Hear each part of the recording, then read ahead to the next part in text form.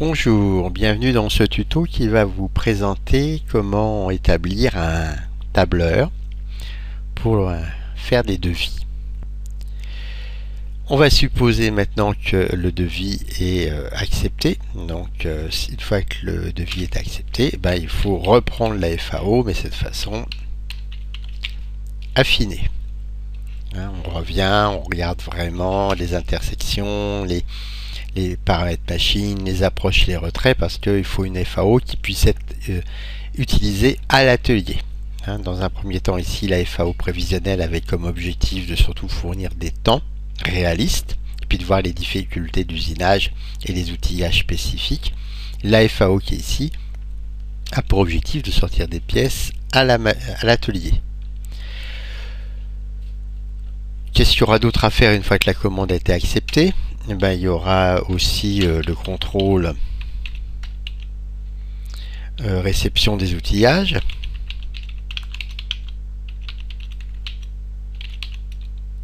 Spécifique, bien sûr. Spécifique, c'est-à-dire ceux dont on a parlé ici. Je les ai demandés, le devis est accepté, donc je les commande, je vérifie s'ils sont bons.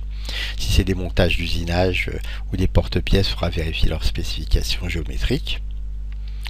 Ensuite, lors du processus, toujours en FAO prévisionnel, on a pu voir qu'il y avait ou lors de la FAO affinée, on s'aperçoit qu'il y a des difficultés. Donc dans ces cas-là, ça va donner des pièces d'essai, en tout cas des essais.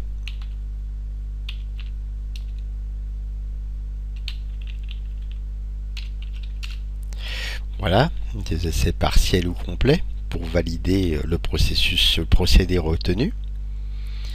Et puis une fois que tout ça c'est fait, il faut lancer la commande du client, donc c'est ce qu'on appelle la planification des lots. Puisque la commande du client peut être livrée en une fois ou en plusieurs fois.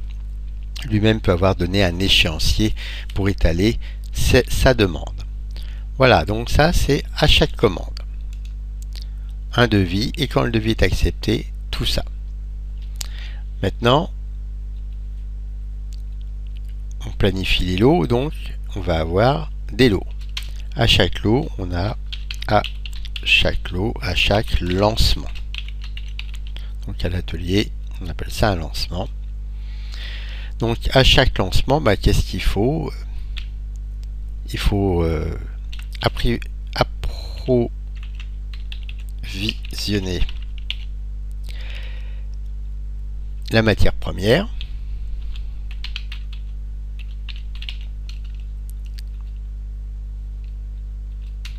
Voilà, donc la barre, les brutes, ou alors se faire livrer par le client. Et puis une fois qu'on a la matière, pour chaque lot, il va falloir l'usiner. Donc à chaque phase d'usinage, chaque étape on les appelle des phases. Donc à chaque phase d'usinage, qu'est-ce qu'il va falloir faire? Au début, il faut régler la machine. C'est ce qu'on appelle faire la pièce 0. La pièce 0, donc c'est une pièce, la première pièce bonne. Pour faire cette première pièce bonne, je suis obligé de régler toute la machine. Donc c'est-à-dire créer les kits outils.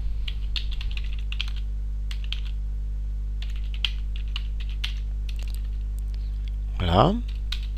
Pour créer les kits outils, si je veux rentrer dans le détail, qu'est-ce qu'il faut? Il faut que je recherche les outils.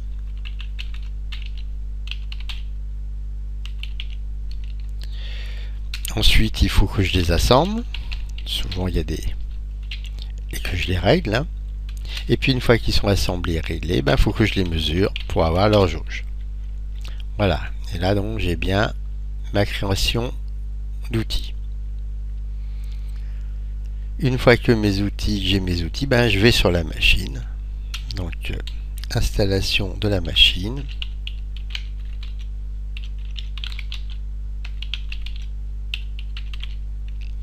Voilà, il y a principalement deux choses à mettre. Les outils dont on vient de parler.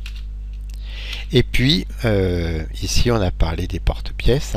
Donc, si le porte-pièces n'est pas standard, il va falloir l'installer.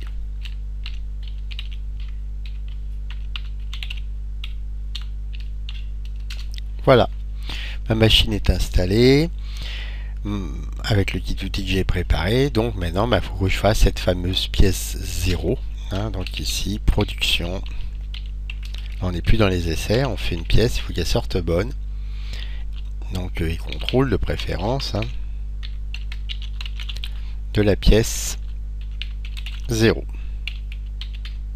Alors évidemment, cette pièce 0, on dit qu'il n'y en a qu'une, mais des fois il y en a plusieurs. Voilà, donc là cette fois-ci ma machine est réglée et elle sort des pièces bonnes. Donc on n'a plus qu'à passer à la phase d'usinage. Et une fois qu'on a réusiné tout le lot, il y aura des fois un contrôle qualité supplémentaire. Donc là c'est optionnel. À la fin, quand l'eau sera tout fini, suivi qualité, process, donc par le service qualité qui va se déplacer pour vérifier le process du lot, si ça a été demandé dans un système assurance qualité. Si demandé, bien sûr, toutes les entreprises ne sont pas en assurance qualité process. Voilà, donc la machine est réglée. À la fin, un service qualité donc, est réglé souvent par un service réglage ou par des régleurs. À la fin, un qualiticien viendra pour vérifier. Maintenant, il n'y a pas que de l'usinage, il y a aussi de la sous-traitance. Donc, pour chaque sous-traitance,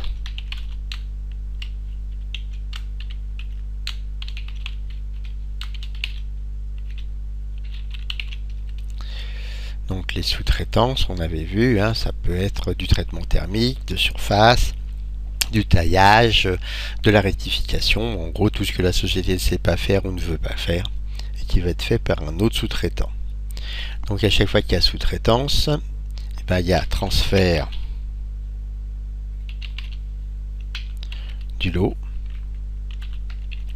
Voilà, donc ça faut en sous-traitance, bien sûr. Voilà, ça peut être nous qui l'emmenons chez le sous-traitant qui vient le chercher, un transporteur, voilà, il y a plein de possibilités, mais ça doit être fait.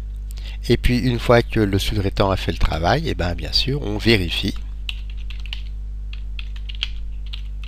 Contrôle réception, si le travail est bien fait, conforme au cahier des charges. Toujours dans le cadre d'une assurance qualité process, une fois que à chaque lancement, à la fin de chaque lot, on avait vu donc suivi qualité si nécessaire, dans le contrôle qualité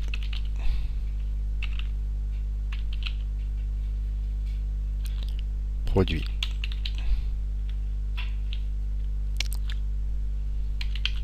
Du lot si demandé. Donc ici on est bien en suivi qualité process, alors qu'ici on est en suivi qualité produit, ce qui est beaucoup plus courant.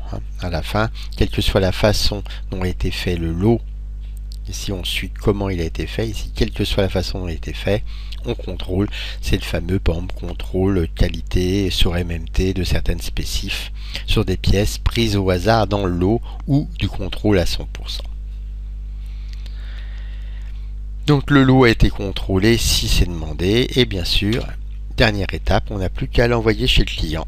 Donc conditionnement et livraison.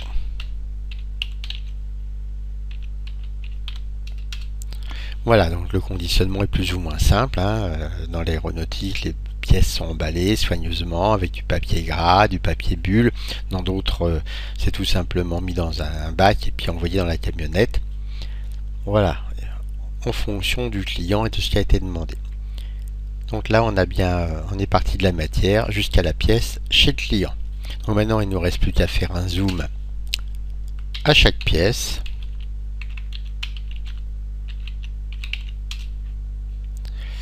Donc à chaque pièce, voilà. Pour chaque pièce, qu'est-ce qui va se passer? C'est le fameux usinage. Donc on sait qu'il y a un temps manuel, du temps manuel. Dans ce temps manuel, on connaît, on sait qu'il y a le chargement de la pièce. Ensuite, il y a l'usinage, on verra après. Il y a évidemment le déchargement de la pièce. On peut être beaucoup plus précis, hein. Il y aura de l'ébavurage. Et il y aura du contrôle. Et puis, si on est en assurance qualité process, il y aura à remplir les aléas de production, donc suivi qualité, si demandé. Voilà, donc chargement, déchargement, c'est obligatoire. Les bavurages, plus ou moins aussi. Des fois, il est fait en temps masqué, donc tout ça, c'est à voir. Le contrôle, il peut être simple et puis à la fin plus compliqué dans le contrôle qualité. Et puis il peut être des fois être en temps masqué ou non, mais en tout cas il peut prendre des fois beaucoup de temps. Et le suivi qualité si demandé, donc c'est toutes les indications que demande le service qualité sur toutes les aléas, sur toutes les défaillances qui ont pu se produire ou non pendant l'usinage. Donc ça c'est fait manuellement par l'opérateur en dehors de son temps de cycle, et il y a donc tout le temps machine.